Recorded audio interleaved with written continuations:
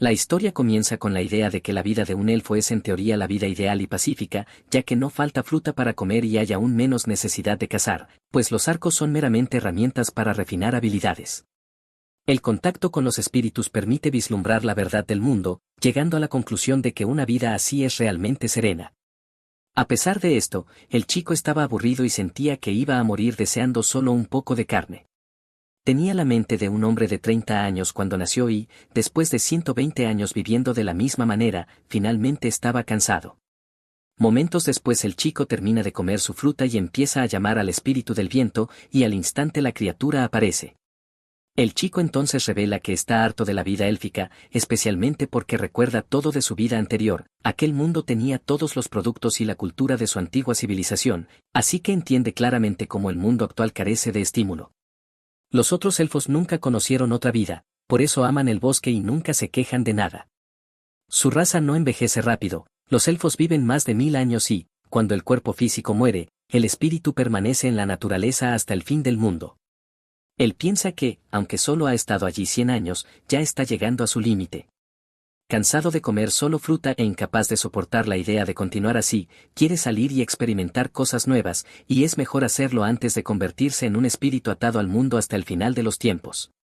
El tiempo pasa y el chico se corta el pelo pensando que incluso se siente más ligero ahora.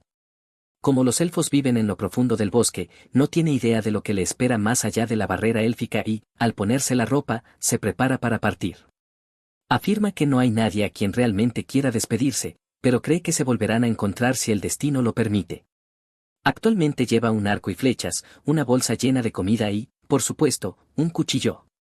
Pasa medio mes y el protagonista concluye que el mundo exterior es realmente emocionante, ya que en el momento en que cruzó la barrera fue atacado por lobos del bosque, también fue atacado por monstruos en el río e incluso los peces a veces lo mordían.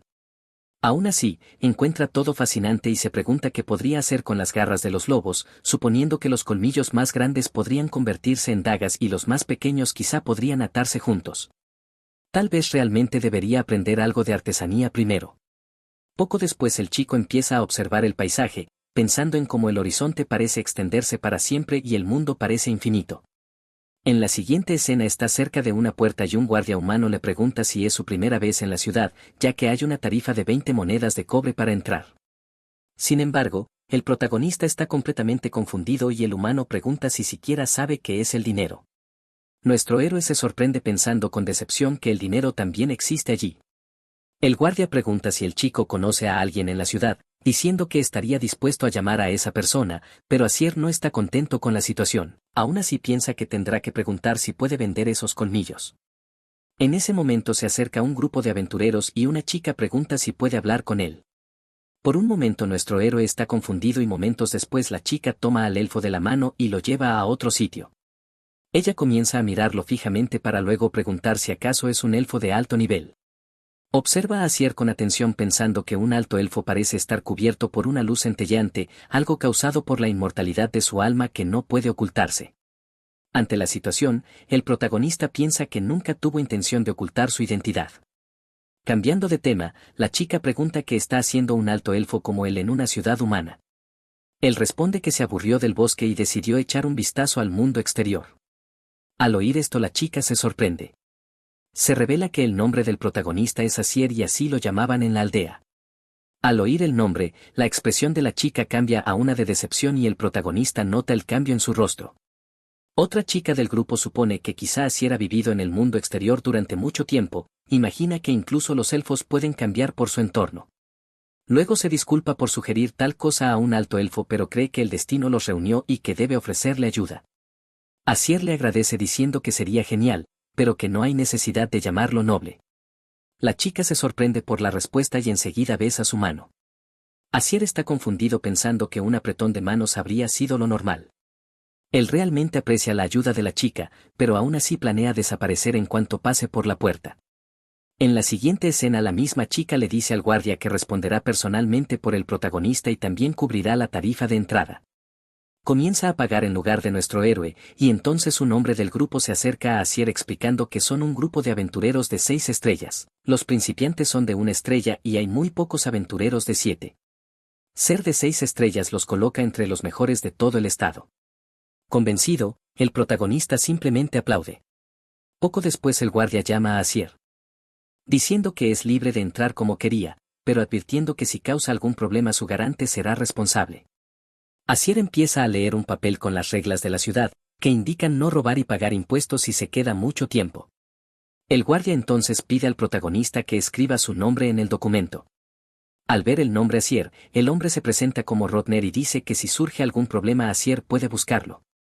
Abriendo la puerta le da la bienvenida a la ciudad de Vícor. Al ver la ciudad nuestro héroe está asombrado. Comienza a alejarse pero la chica lo detiene preguntándole si tiene algún plan para el futuro, porque si no lo tiene quiere saber qué piensa acerca de registrarse como aventurero para obtener una identificación. Al oír esto nuestro héroe se vuelve más atento, piensa que lo que realmente quiere es encontrar la manera de aprovechar las partes del lobo del bosque. Dice que quiere visitar a un herrero y pregunta dónde puede encontrar al mejor de la ciudad. Al oír eso la chica se decepciona, explicando que el mejor herrero de la ciudad es un enano y que ciertamente no vendería nada a un elfo. Según la leyenda, los enanos profanan la santidad de la naturaleza al robar el fuego y encerrarlo en sus forjas. Ella concluye que elfos y enanos no se llevan bien y que el herrero probablemente rechazaría la petición del protagonista. Pero al oír eso, el protagonista se muestra sorprendentemente complacido, dice que de todos modos esperaba encontrar un enano y que, si ella no quiere acompañarlo, al menos podría decirle dónde está la tienda. La chica, asombrada, pregunta si el protagonista no odia a los enanos. Asier pregunta por qué debería odiar a alguien que ni siquiera conoce. Reflexiona que los elfos odian a los enanos y las herramientas de metal porque la metalurgia asusta a los árboles del bosque. Concluye que puede entender el problema con las hachas, pero se pregunta qué tiene de aterrador la cubertería, y pensaba que simplemente odiaban a los enanos y ya. Después de toda esa conversación, finalmente llega la noche. Asier dice que quiere quedarse en una posada, pero aún no tiene dinero. Le pregunta a la chica si le compraría una fruta, entregándole el objeto y preguntando si los humanos pueden hacer un elixir de rejuvenecimiento con ella, diciendo que debería ayudar al menos un poco. Al ver lo que recibió, la chica queda impactada, era una fruta apogua. Asier piensa que las frutas apogua son la comida favorita de los elfos y que Irene lo ayudó a llegar a la ciudad, así que dice que le dará la fruta gratis como agradecimiento por su gran ayuda. Al oír eso Irene está aún más sorprendida. El protagonista, aparentemente sin darse cuenta de la situación, sigue sonriendo. Irene dice que no debería andar mostrando eso y que al día siguiente tendrá que enseñarle sobre el dinero y cómo vivir entre humanos, así que el herrero tendrá que esperar, y le pregunta si entendió. Nuestro héroe responde que sí, pensando que tendrá mucho que aprender de la chica. La siguiente escena cambia a otro lugar. El protagonista entra en la casa escuchando un ruido, supone que el dueño probablemente está ocupado y luego empieza a admirar una espada. El herrero aparece disculpándose por la demora y comenta que el joven tiene buen ojo, pero agrega que no es cualquier espada.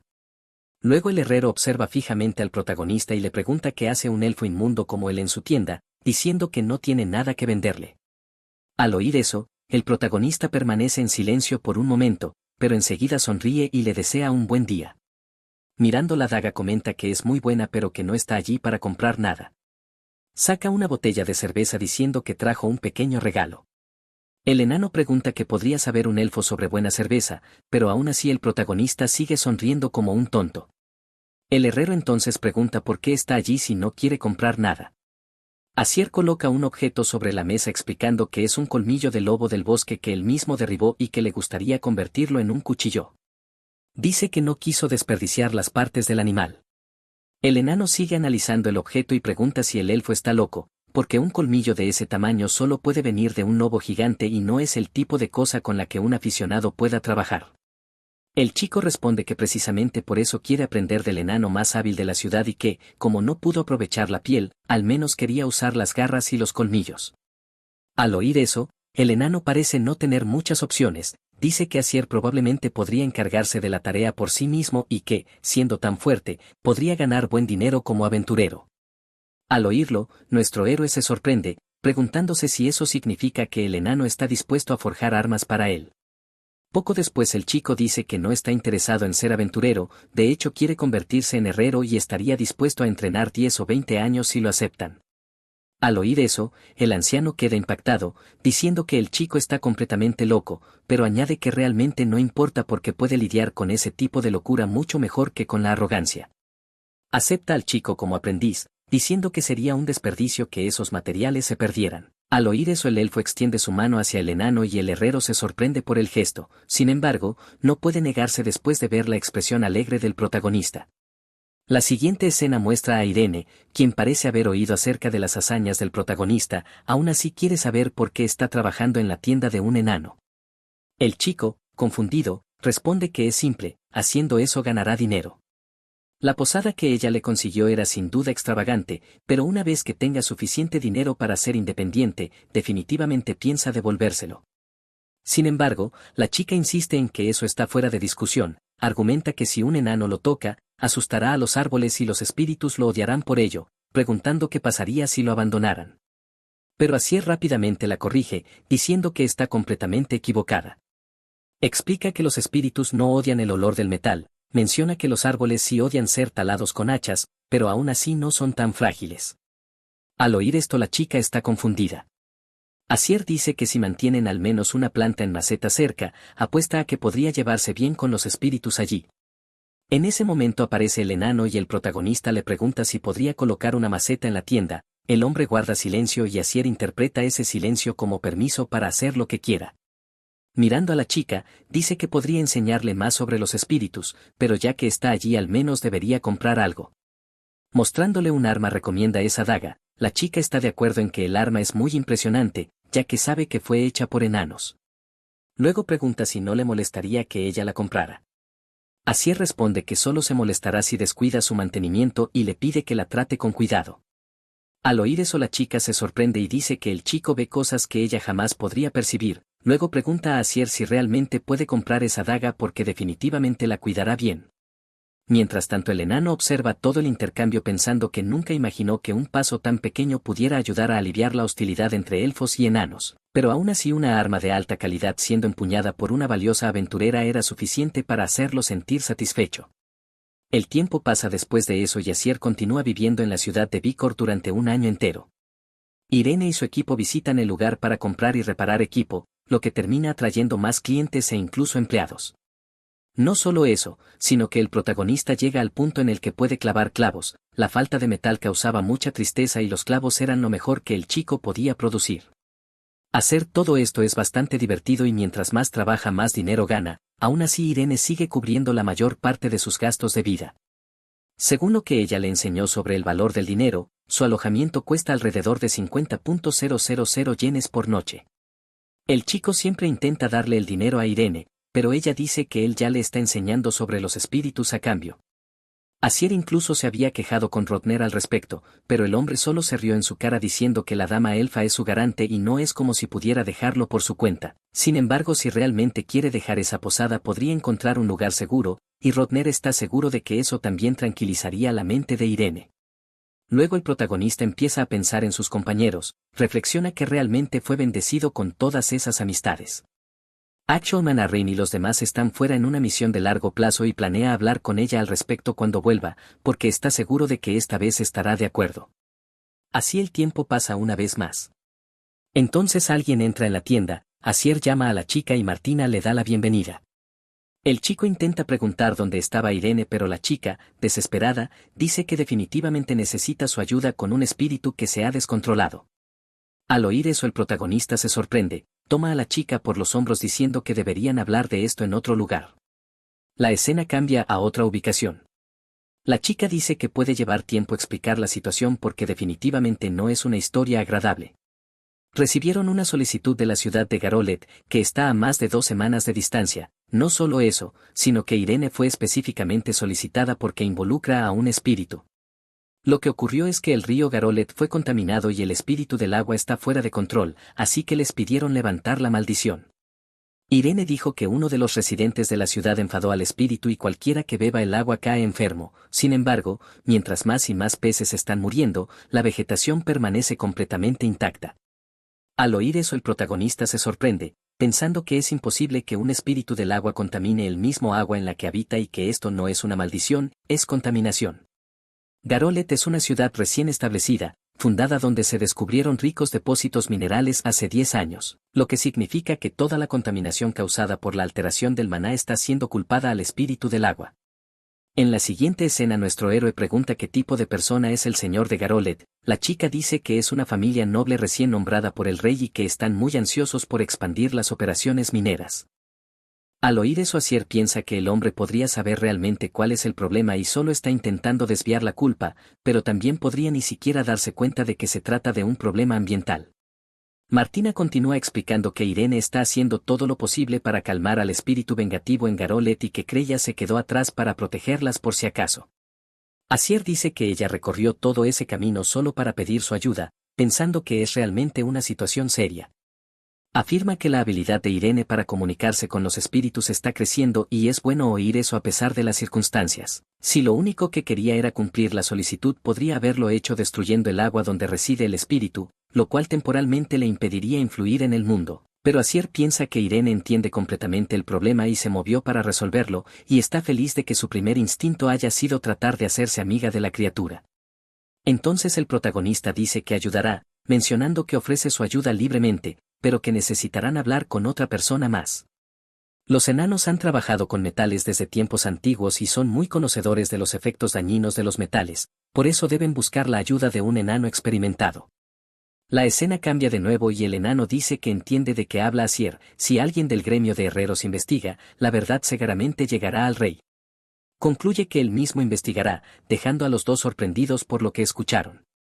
Asier dice que solo necesitaba que el enano asignara a un miembro del gremio porque no puede dejar la tienda sin vigilancia por mucho tiempo, diciendo que ellos se encargarían del resto. Pero el enano ya había tomado una decisión, diciendo que los hallazgos del gremio podrían no llegar a oídos del rey, pero las palabras de un herrero enano son un asunto completamente diferente, porque los enanos tienen gran influencia dentro del gremio. En ese reino muchos enanos también son miembros del gremio y, basándose en su experiencia, no hay un solo enano que escuche fácilmente a un elfo. Al oír eso los dos guardan silencio y poco después empiezan a reír.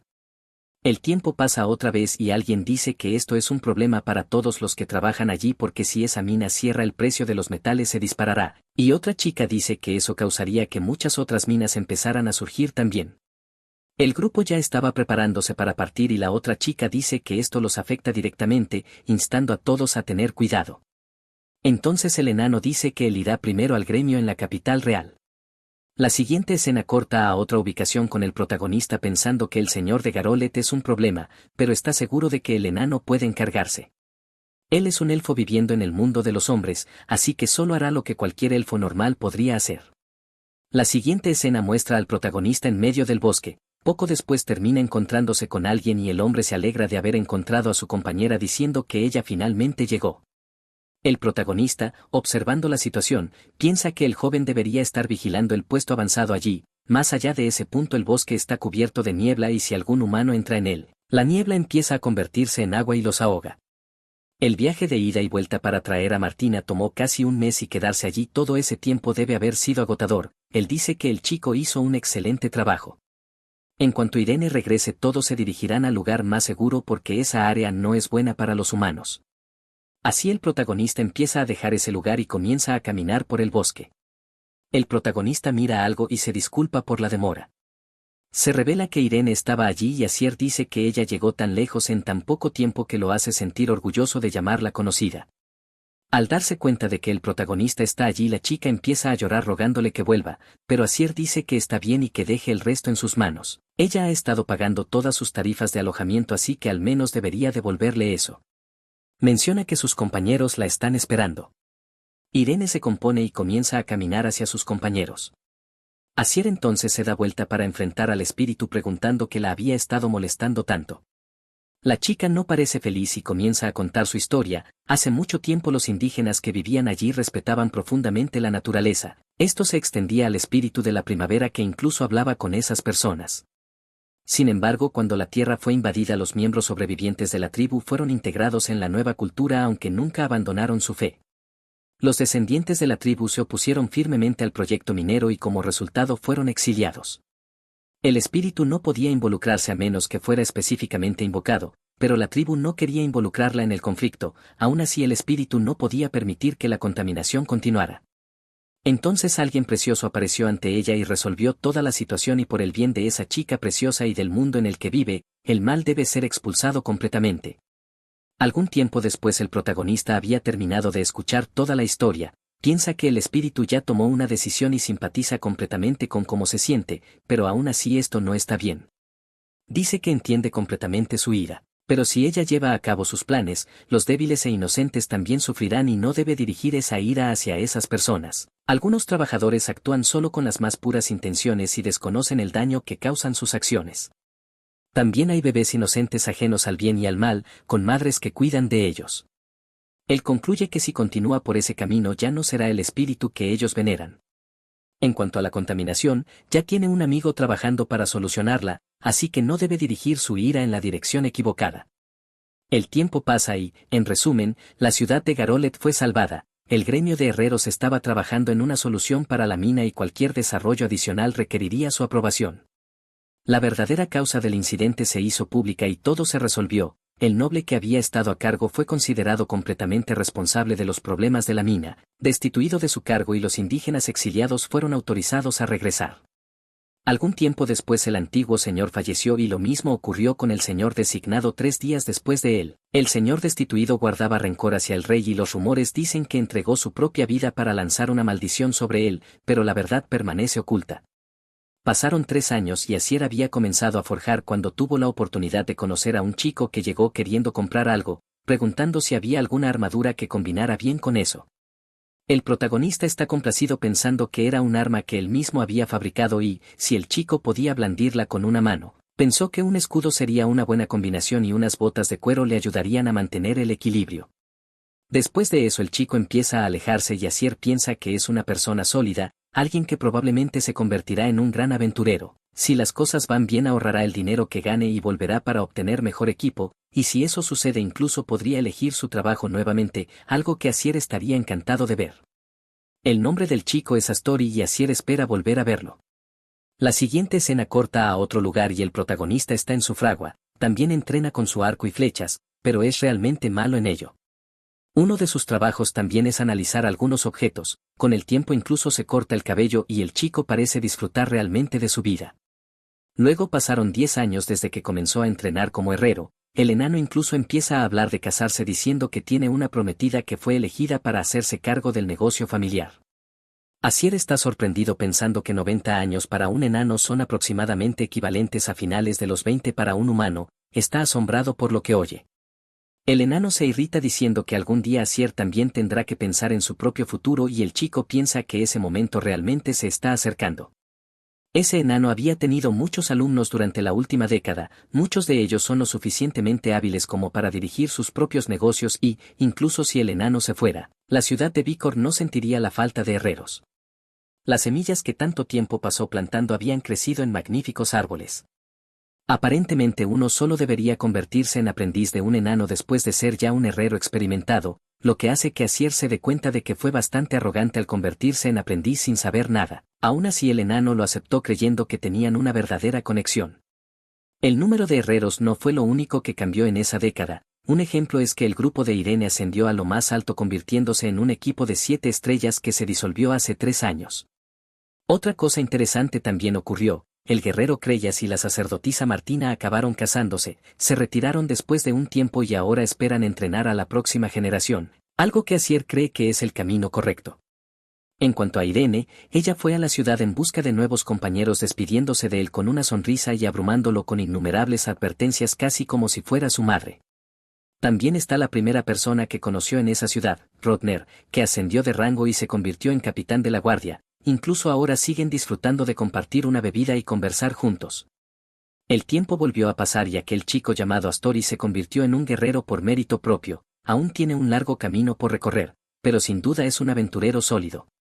Nuestro héroe sonríe pensando que han pasado muchas cosas en esos últimos 10 años y que la vida que vivió durante 150 años antes ni siquiera se compara. La siguiente escena va a otro lugar con el enano preguntando qué hará Asier cuando regrese al reino enano, y el chico dice que quizá entrene en esgrima e incluso en hechicería, tal vez buscará lugares para aprender eso en la capital real ya que tiene bastante dinero ahorrado. Y el enano pregunta si esas cosas relacionadas con los espíritus no son ya una especie de hechicería, aún así el chico puede hacer lo que quiera. Enseguida el enano llama al protagonista diciéndole que sin duda es su mejor estudiante y siempre será su amigo, y que eso nunca cambiará. Al oírlo el protagonista se sorprende. Empieza a reír y pregunta qué se supone que fue eso porque no es para nada propio del enano. Él es un alto elfo y definitivamente no podrá visitar el reino enano pronto, y el enano es un amigo que nunca podría olvidar.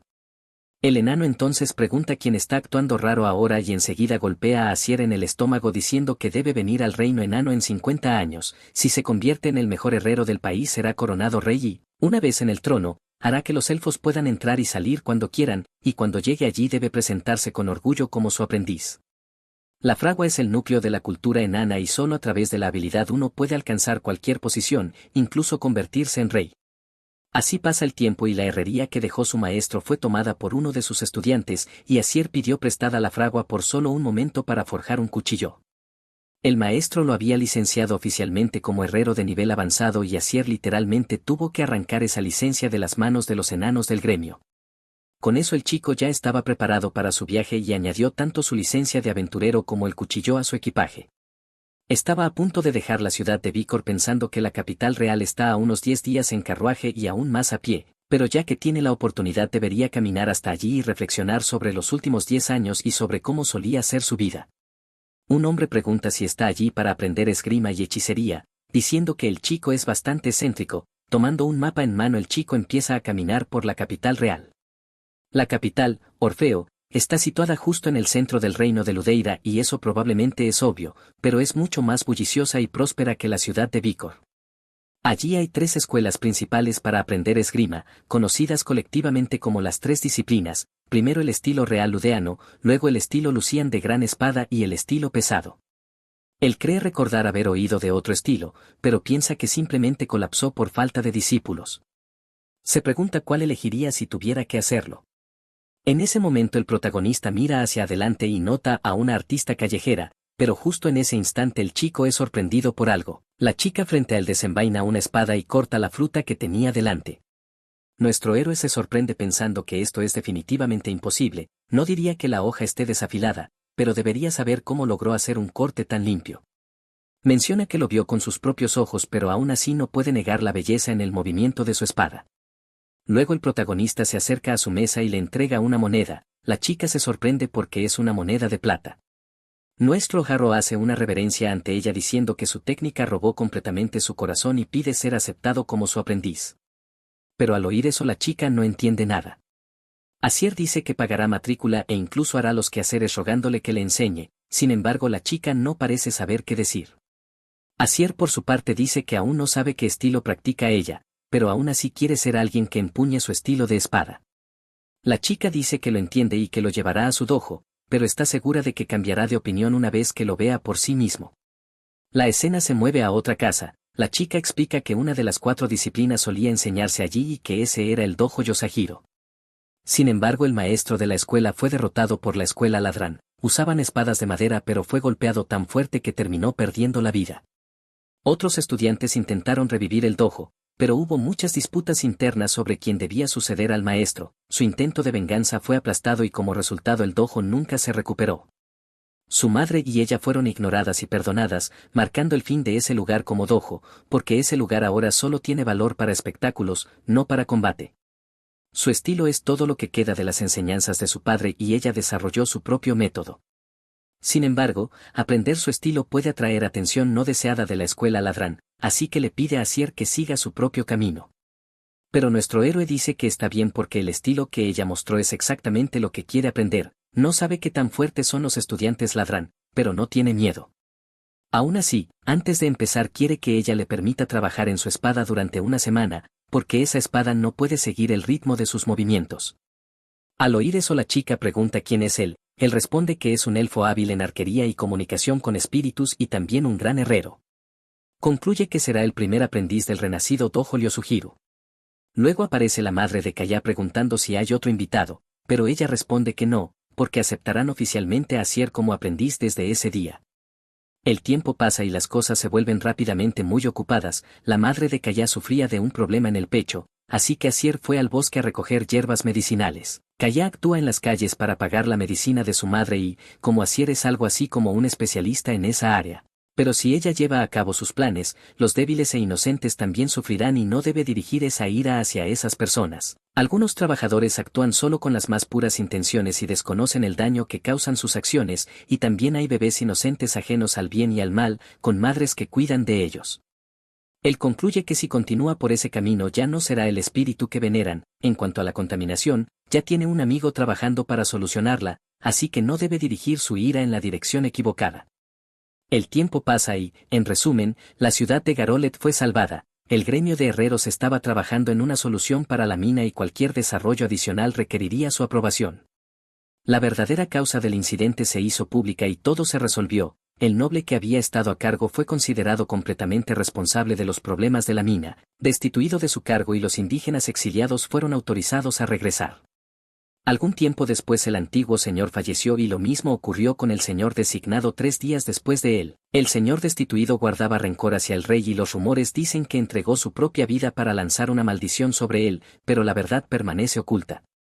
Pasaron 3 años y Asier había empezado a forjar cuando tuvo la oportunidad de conocer a un chico que llegó queriendo comprar algo, preguntando si había alguna armadura que combinara bien con ello. El protagonista se alegró pensando que era un arma que él mismo había fabricado y, si el chico podía blandirla con una mano, pensó que un escudo sería una buena combinación y unas botas de cuero le ayudarían a mantener el equilibrio. Después de eso el chico se marchó y Asier pensó que era una persona sólida que probablemente se convertiría en un gran aventurero. Si todo salía bien, ahorraría el dinero que ganara y volvería para comprar un equipo aún mejor, y si eso pasaba él estaría encantado de verlo. El chico se llamaba Astori y Asier esperaba volver a verlo. La siguiente escena lo muestra en su fragua. También entrenaba con su arco y flechas, pero era realmente malo en ello. Parte de su trabajo era analizar objetos y, con el paso del tiempo, incluso se cortó el cabello y parecía realmente disfrutar de su vida. Luego pasaron 10 años desde que comenzó su entrenamiento como herrero. El enano incluso empezó a hablar de casarse, diciendo que tenía una prometida elegida para hacerse cargo del negocio familiar. Asier estaba sorprendido al pensar que 90 años para un enano equivalían más o menos a finales de los 20 para un humano, y estaba asombrado por lo que oía. El enano se irritó, diciendo que algún día Asier tendría que pensar en su propio futuro, y el chico pensó que ese momento realmente se estaba acercando. Ese enano había tenido muchos alumnos durante la última década, muchos de ellos eran lo suficientemente habilidosos para dirigir sus propios negocios y, incluso si el enano se marchaba, la ciudad de Vícor no sufriría la falta de herreros. Las semillas que plantó durante tanto tiempo habían crecido en magníficos árboles. Aparentemente uno solo debería convertirse en aprendiz de un enano después de ser ya un herrero experimentado, lo que hizo que Asier se diera cuenta de que fue bastante arrogante al convertirse en aprendiz sin saber nada, pero aún así el enano lo aceptó porque sintió que tenían una verdadera conexión. En esa década no solo aumentó el número de herreros, el grupo de Irene ascendió hasta convertirse en un equipo de 7 estrellas que se disolvió hace 3 años, y el guerrero Creyas y la sacerdotisa Martina se casaron, se retiraron y ahora buscan entrenar a la siguiente generación, algo que Asier cree que es lo correcto. Irene se marchó a la ciudad en busca de nuevos compañeros despidiéndose con una sonrisa y abrumándolo con advertencias casi como si fuera su madre. Rotner, el primer hombre que conoció allí, ascendió y se convirtió en el capitán de la guardia, y aún disfrutan de beber juntos. El tiempo pasó otra vez y Astori se convirtió en un guerrero por mérito propio. Aún le queda mucho camino, pero sin duda es un aventurero sólido. Asier sonrió pensando que en esos 10 años había vivido más que en los 150 previos. En la escena siguiente el enano le preguntaba qué haría cuando regresara al reino enano, y el chico dijo que quizá entrenaría en esgrima o hechicería, tal vez en la capital real ya que había ahorrado bastante dinero. El enano preguntó si esas habilidades relacionadas con los espíritus no eran ya hechicería, pero dijo que el chico podía hacer lo que quisiera. Después lo llamó y le dijo que sin duda era su mejor estudiante y siempre sería su amigo, algo que nunca cambiaría. El protagonista se sorprendió, se echó a reír y preguntó qué había sido eso porque no era propio del enano, diciendo que él era un alto elfo y no podría visitar el reino enano pronto, y que el enano era un amigo que nunca olvidaría. El enano preguntó quién actuaba raro ahora y enseguida golpeó a Asier en el estómago diciéndole que debía venir al reino enano en 50 años. Si se convertía en el mejor herrero del país sería coronado rey y permitiría que los elfos entraran y salieran libremente, y que cuando llegara debería presentarse con orgullo como su aprendiz. La fragua era el núcleo de la cultura enana y mediante la habilidad uno podía alcanzar cualquier posición, incluso la de rey. El tiempo pasó y la herrería que dejó su maestro fue tomada por uno de sus estudiantes, y Asier tomó prestada la fragua un momento para forjar un cuchillo. El maestro lo había licenciado oficialmente como herrero avanzado y Asier prácticamente tuvo que arrancar esa licencia de las manos de los enanos del gremio. Con eso estaba listo para su viaje y colocó su licencia de aventurero y el cuchillo en su equipaje. Estaba por dejar Bahice pensando que la capital estaba a 10 días en carruaje, más a pie, pero decidió caminar para reflexionar sobre esos 10 años y su vida anterior. Un hombre le preguntó si estaba allí para aprender esgrima y magia, diciendo que era un chico excéntrico. Asier tomó un mapa y empezó a recorrer la capital. Orfeo, la capital, estaba en el centro del reino de Ludeira y era mucho más bulliciosa y rica que Vícor. Había 3 escuelas principales de esgrima conocidas como las 3 disciplinas, el estilo real ludeano, el estilo Lucian de gran espada y el estilo pesado. Creía haber oído de otro estilo, pero pensó que había desaparecido por falta de discípulos. Se preguntó cuál elegiría. Entonces vio a una artista callejera y, en ese momento, la chica desenvainó su espada y cortó una fruta de un tajo limpio. Asier se sorprendió, pensando que era imposible, sin saber cómo logró un corte tan perfecto, aunque no podía negar la belleza del movimiento. Se acercó y le dio una moneda de plata, hizo una reverencia diciendo que su técnica había robado su corazón, rogándole ser su aprendiz. La chica no entendía nada y Asier insistió diciendo que pagaría matrícula y haría tareas, sin siquiera saber su estilo, pero aún así quería aprenderlo. La chica dijo que lo llevaría a su dojo aunque estaba segura de que cambiaría de opinión al verlo.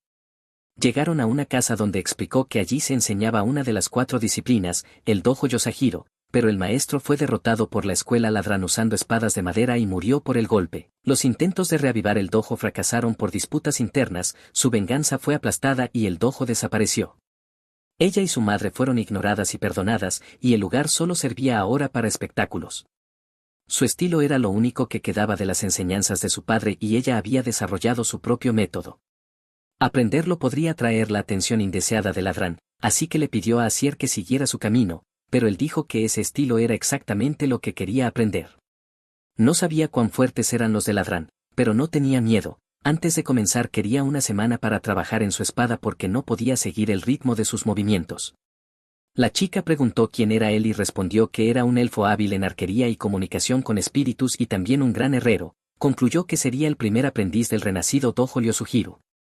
La madre de Kaya apareció y la chica dijo que aceptarían oficialmente a Asier.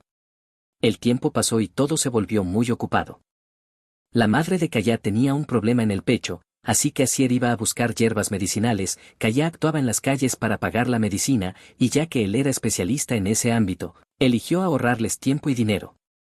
También empezó a ir al gremio de herreros en su tiempo libre, trabajando en la espada de Kaya y en la suya propia. Incluso empezó a aceptar trabajos del gremio porque pensaba que era bueno crear conexiones útiles para el futuro. Los rumores se expandieron diciendo que un elfo se había inscrito en una escuela local, lo que atraería más gente como polillas hacia la llama. Si algo les pasaba a esas dos, su entrenamiento se vería afectado. Aunque no era oficialmente su trabajo protegerlas, seguía haciendo lo que quería. Sin embargo, ya no tenía tiempo para estudiar magia, pero de repente Creyas respondió a su carta diciendo que prefería no atraer la atención de los estudiantes ladrán y le pidió mantenerlos alejados discretamente, pero dejar la escuela ladrán en sus manos y avisarle antes de destruir nada porque él enviaría una carta de inmediato y pronto estaría en la ciudad de Barfal para hablar con ellos. Tras leer el mensaje, Asier se preguntó qué clase de persona creía Creyas que era. Reflexionó que el conflicto con Yosugi ocurrió mientras Creyas estaba fuera, pero técnicamente él seguía siendo un estudiante ladrán. Se preguntó cómo reaccionarían Kaya y su madre al verlo allí. En medio de esos pensamientos reflexionó que entendía por qué los elfos elegían ser tan recluidos, pero aún así él quería conectar con las personas, porque nunca había visto nada tan hermoso como aquella sonrisa. Después finalmente comenzó su entrenamiento, que era bastante simple, consistía básicamente en practicar cortes imitando a la chica junto a él. Kaya nunca había enseñado a nadie. Así que esas eran las únicas bases que podía ofrecer, pero no era la forma correcta de enseñar a un principiante. Entrenar era como forjar, había que ajustar por ambos lados hasta completarlo, y él tenía todo el tiempo del mundo. Medio año después Creyas apareció y había pasado por la escuela ladrán antes de ir al dojo, escuchó a Kaya y decidió apoyarla por la sinceridad que mostraba. El chico se arrodilló y pidió disculpas lamentando todo el dolor que causaron, sorprendiendo a la otra chica, que lo veía como un noble guerrero. Creyas se quedó en la habitación de invitados. El tiempo pasó y el chico se preparaba para irse, pero antes de eso Kaya pidió un combate de entrenamiento. Sorprendentemente Creyas aceptó, pero Kaya fue derrotada con facilidad. Él dijo que lo único que le faltaba era experiencia real, algo que él tenía en abundancia pero que no era necesario para todos. Así reflexionó que su propio entrenamiento era lento y que si el estilo de Kaya era imperfecto, el suyo también lo sería. Entonces Creyas sugirió que ella se hiciera aventurera por al menos 2 años porque la persona más fuerte que conocía había estado junto a ella todo ese tiempo. El tiempo pasó y la chica llamó a nuestro héroe diciendo que él había hecho muchos favores por ellas, pero si podía perdonarla a ella tenía uno más que pedir, quería ser aventurera y le pidió que cuidara de su madre. El chico puso 2 condiciones, quería fabricar una armadura para ella antes de que se marchara y que ella usara su casa en Vícor como base de operaciones. Asier pensó que Kaya era aún muy ingenua, pero si vivía en su casa todos los conocidos podrían ayudar a cuidarlas, y esperaba que pudiera seguir entrenando y creciendo mientras se adaptaba. Se preguntó si así era como Irene se sintió alguna vez. La chica aceptó y dijo que se convertiría en una espadachina digna de ser su maestra y le pidió que esperara un poco más. El tiempo pasó y ya habían pasado 3 años desde que Kaya se fue. Él estaba en el dojo totalmente restaurado practicando sus cortes solo. Juró proteger a la madre de Kaya y nunca la abandonó, incluso construyó la fragua y restauró el dojo sin gastar ni una moneda. Sus habilidades de herrero habían mejorado mucho, fue invitado a una competencia para mostrar su mejor obra al rey, quedando tercero el año pasado y segundo este año, y solo fue superado por enanos.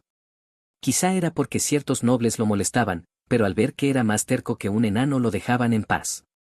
La madre de Kaya apareció diciendo que había llegado una carta. Asier pensó que cada 2 o 3 meses ella enviaba una, como cuando contó la primera vez que comió carne de oso con sus manos o cuando un aventurero se le acercó. Asier le dijo que quizá había subido de rango, en su primer año alcanzó 4 estrellas y en el segundo 5, avanzaba rápido para alguien que viajaba sola. Se preocuparía si avanzara demasiado rápido, pero sabía que Creyas la protegía y que su base sólida estaba floreciendo con la experiencia real. Aún así envidiaba que Creyas la viera. La madre de Kaya se sorprendió con la carta y Asier se alegró porque la chica había sido promovida a aventurera de 6 estrellas y pronto regresaría. Concluyó que la verían después de 3 años. El tiempo pasó y Asier trabajaba en su fragua, la madre de Kaya lo llamó para cenar. Ella se preguntaba cuándo volvería su hija y Asier pensó sorprendido que debía estar preparando banquetes todos los días y él no podía dejar que se desperdiciaran, así que se comía todo, deseando cada vez más que Kaya volviera.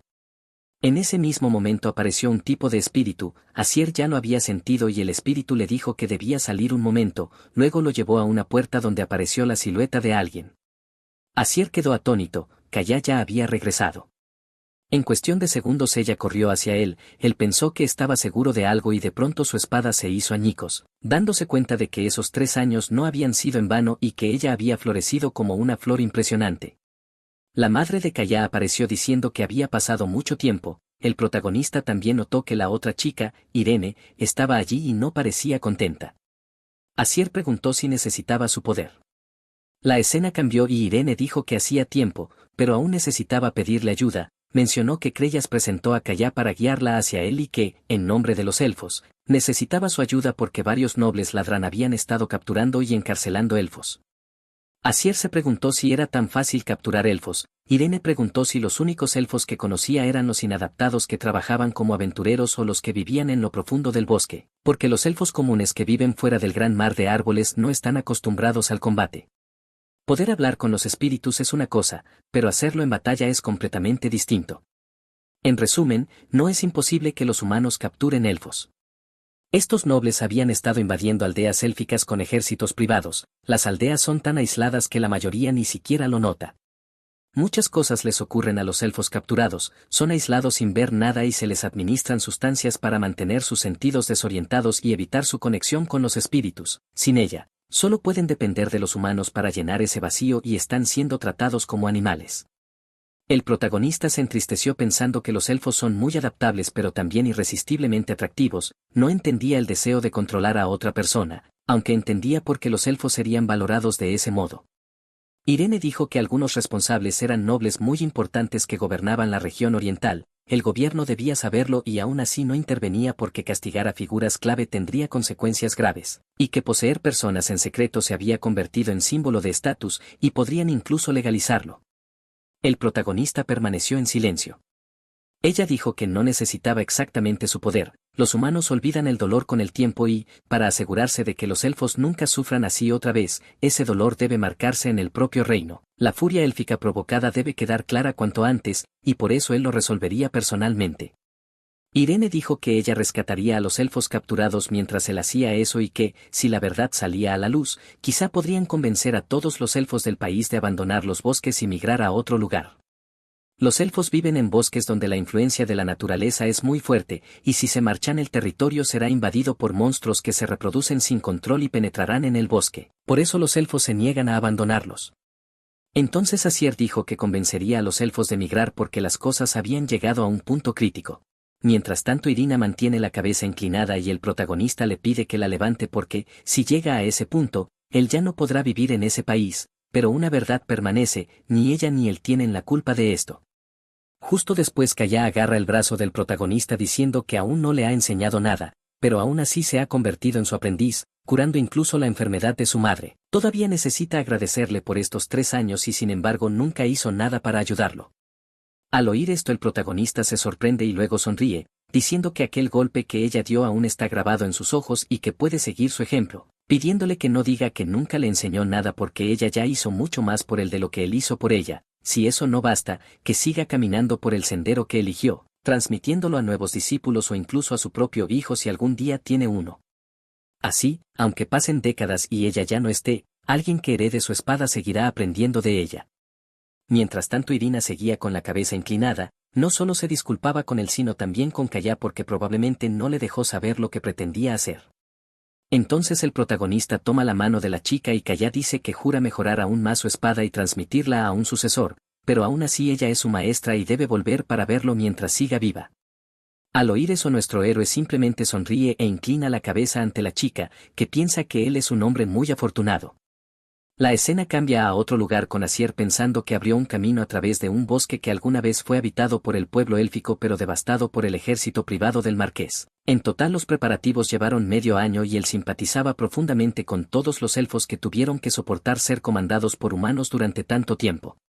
Aún así no podía hacer nada sin preparación previa, había considerado recurrir a aquel espíritu para pedir ayuda, pero eso no funcionaría si el daño colateral se extendía demasiado. También pensó en llamar a espíritus de viento y fuego para crear un torbellino de fuego y viento en el dominio del noble, pero eso tomaría muchas vidas y podría encender un conflicto total entre humanos y elfos. Así que necesitaba que el espectáculo fuera lo más grandioso posible causando el mínimo daño real. Entonces el chico llama a los espíritus, aparentemente comenzando a meditar, inmediatamente después coloca la mano sobre el suelo, con la intención de causar un terremoto. Dice que según la experiencia de su vida pasada no sería un temblor que causara daños serios, pero para personas que nunca han vivido algo así debería ser aterrador. Esto no solo afectará a la nobleza sino también a los inocentes, quizá el terror del pueblo se convierta en furia y los nobles culpables sientan esa furia. Usando el temblor como señal, los aventureros elfos se moverán para rescatar a sus hermanos, iniciando un éxodo masivo de aquel bosque amado. Aún así el bosque pronto será inundado por monstruos y el país probablemente emitirá una disculpa formal, solo entonces quedará registrado en la historia y se asegurarán de que una tragedia así no se repita. Mientras tanto Irina será el principal punto de contacto para las negociaciones y, como es la aventurera de mayor rango, Ludria tendrá que actuar con cuidado. Aún así había un problema, si alguna de las elfas rescatadas estaba embarazada, la tragedia continuaría. Los medio elfos tienen más dificultad para comunicarse con los espíritus y por su sangre mezclada también difieren en crecimiento y longevidad. El chico explicó tanto como pudo que esa costumbre no tenía sentido, pero no estaba seguro de si estaban dispuestos a entender esa realidad. En cualquier caso él ya no puede quedarse en ese país y, aún así, olvidó que nunca aprendió mucha magia, preguntándose ahora a dónde debería ir. Mirando su espada piensa que lo ayuda a calmar sus pensamientos turbulentos, esto es lo que tiene para mostrar de su tiempo en Ludria y de la elección que hizo con sus sentimientos, pero solo por un momento le permitió dejar de pensar y blandir su espada con resolución mortal, cargando ese peso mientras se marchaba. La escena cambia y el protagonista contempla el mar pensando que al sur del reino de Ludria está Payogia y aún más al sur se encuentra el lugar al que finalmente llegó, la República de Ballestreca. Frente al mar, no es un país muy grande pero prospera gracias al comercio marítimo y está gobernado por un parlamento de nobles y un soberano elegido por ellos. Hay frecuentes disputas fronterizas con Payogia, ya que los payogianos buscan acceso al mar. Ludria exporta alimentos para apoyar a Payogia, así que también es un país en conflicto con Ballestreca, aún así Ludria era mucho más próspero que Payogia. La idea de que alguien tuviera que luchar por algo tan básico como agua potable jamás se le pasó por la mente y aún así se tomó un momento para rezar por la buena fortuna de aquella joven que compartió su agua con él por el bien de su aldea. En cuanto al motivo por el cual pasó por tantas dificultades para llegar allí, esa era otra historia. Muchas cosas le habían ocurrido desde Ludria y solo quería ir a un lugar lejano donde no tuviera que aferrarse a ciertas cosas, solo para ver el mar abierto porque definitivamente quería comer mariscos. Al oír esto el guardia dice que claramente no es un espía y se disculpa con el elfo diciendo que han tenido que lidiar con muchos problemas provenientes del norte y necesitaban evaluar a cada viajero que llega a la zona, dándole la bienvenida a la ciudad de Saurat donde encontrará mariscos bastante interesantes. La escena cambia a otro lugar con el protagonista pensando que este debe ser el sitio donde los pescadores locales se reúnen y sirven pescado crudo. Luego el joven entra en un edificio que aparentemente era una taberna y se acerca a una mujer preguntando si puede sentarse allí.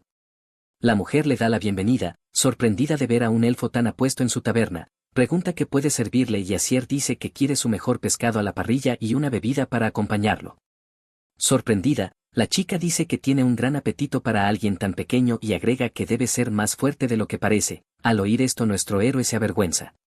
El tiempo pasa y la chica trae la comida, él queda impresionado, la toma y empieza a comer disfrutándola, hace lo mismo con la bebida pensando que es realmente buena. Poco después el chico empieza a mirar a la mujer que lo observa con una sonrisa, pero entonces oyen un ruido y un hombre golpea a otro, en segundos el segundo hombre cae justo frente a la mujer, pero Asier interviene para protegerla. Lamentablemente el pescado cae rompiendo el plato en el suelo. Al ver la situación el hombre sonríe diciendo que así se comunican los marineros rudos. Inmediatamente nuestro héroe se irrita diciendo que arruinó su pescado y golpea al hombre exigiendo una disculpa, el tipo, confundido, pregunta qué está haciendo y Asier vuelve a exigir una disculpa por el pescado. Los dos empiezan a pelear. El tiempo pasa y ahora el protagonista y el otro hombre se disculpan con la dueña de la taberna, la joven dice que el elfo trataba de protegerla pero el hombre le dice que se calle. Luego el otro hombre dice que arruinó el día del elfo y pide no ser culpado, pero la tabernera dice que es su culpa preguntando cuántas veces ha causado problemas allí y diciendo que se conocen desde hace mucho pero está cerca de golpearlo ella misma. El hombre intenta excusarse diciendo que el idiota insultó la comida, y al oír esto nuestro héroe se sorprende y se disculpa diciendo que la buena comida merece ser defendida, pero no debió desquitarse con él. El hombre se sorprende, diciendo que ahora sí está hablando su idioma, arruinó su comida así que merece un castigo por eso, preguntando si planea quedarse mucho tiempo y sugiriendo pescar una buena cantidad de pescado para compensarlo. Entonces el otro hombre dice que se alegra de que se lleven bien y pregunta por qué no mira alrededor primero, porque tendrá que pagar por los bancos y mesas rotos, pero si va a pescar debería dejar que él los cocine. Asier piensa que conoció a 3 personas apenas llegó, la camarera llamada Karina, el pescador llamado Drizzy y el dueño de la taberna llamado Grande, y así fue como terminó en medio de los eventos de la ciudad. Después de toda esa larga conversación el tiempo pasa y Asier piensa que hay una preocupación, el hombre Drizzy simplemente desapareció. Fue lo bastante tonto como para insultar la comida de la taberna frente a un cliente habitual, así que su desaparición repentina es muy extraña.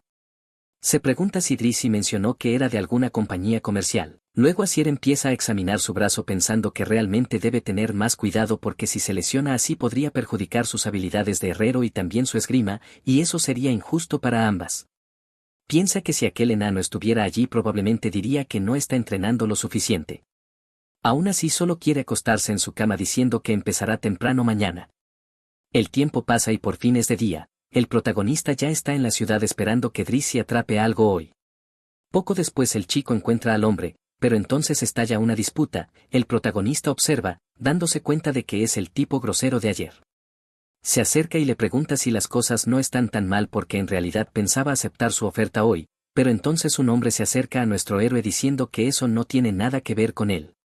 De repente alguien lo golpea con algo, no está claro con qué, y Acier le dice que se aparte porque está allí para hablar con Drizzy advirtiéndole que no vale la pena provocarlo, pensando que los espíritus marinos son mucho más útiles que los otros. Entonces el otro hombre dice que ellos fueron los que empezaron y que los forasteros no tienen derecho a impedirles tomar su venganza.